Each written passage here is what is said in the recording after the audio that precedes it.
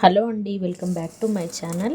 ఇవాళ నేను కరివేపాకు పౌడర్ని ఎలా ప్రిపేర్ చేసుకోవాలో చూపిస్తానండి. దీనికోసం నేను 20 రూపీస్ కరివేపాకు అయితే తీసుకున్నానండి. తీసుకొని ఎండలో బాగా ఎండపెట్టాక ఇలా స్టవ్ సిమ్లో పెట్టి కొంచెం ఆయిల్ వేసుకొని ఇలా మంచిగా చూడండి, సౌండ్ ఎంత బాగా వస్తుందో. ఇలా క్రిస్పీగా క్రంచీగా అయ్యేంత వరకు కరివేపాకుని మనం పొడి చేసుకోవాలి. తర్వాత ఒక మిక్సీ జార్లోకి దీన్ని మొత్తాన్ని ట్రాన్స్ఫర్ చేసుకోండి. ఇలా కరివేపాకుని మొత్తం మిక్సీలోకి వేసుకొని మనం దీన్ని మంచిగా పేస్ట్ చేసుకుందాం. చూడండి ఎంత బాగా పౌడర్ అయ్యిందో. దీన్ని ఒక ఎయిర్టైట్ బాక్స్లోకి మనం వేసుకుందాం.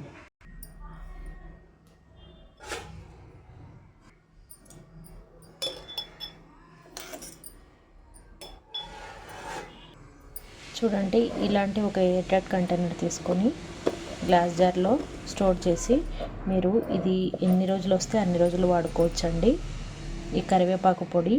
ఎందుకంటే మార్కెట్లో మనకు కరివేపాకే చీప్గా దొరుకుతుంది కదండి, అలా అని దాన్ని పాడేయలేము. దాని బెనిఫిట్స్ చాలా ఎక్కువగా ఉంటాయి. ఈ పౌడర్ని మీరు హెయిర్ గ్రోత్ కోసం కూడా వాడుకోవచ్చు.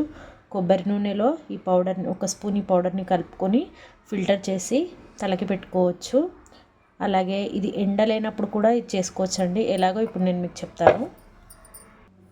ఇలాంటి ఒక టిష్యూ బ్యాగ్ని తీసుకోండి. ఇది పేపర్ బ్యాగ్ అండి.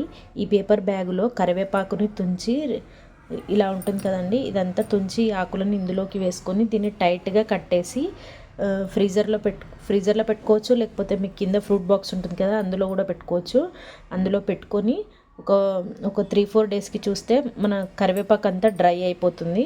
అలా డ్రై అయిపోయిన దాన్ని స్టవ్ మీద కొంచెం కడాయి పెట్టుకొని అందులో కొంచెం ఆయిల్ వేసుకొని ఈ కరివేపాకుని మంచిగా నేను వీడియోలో చూపించిన విధంగా రోస్ట్ చేసుకొని మంచిగా మిక్సీ పట్టేసుకోవడమే. కరివేపాకుని డైలీ వాడుకోండి. ఈ పౌడర్ చాలా బాగుంటుంది.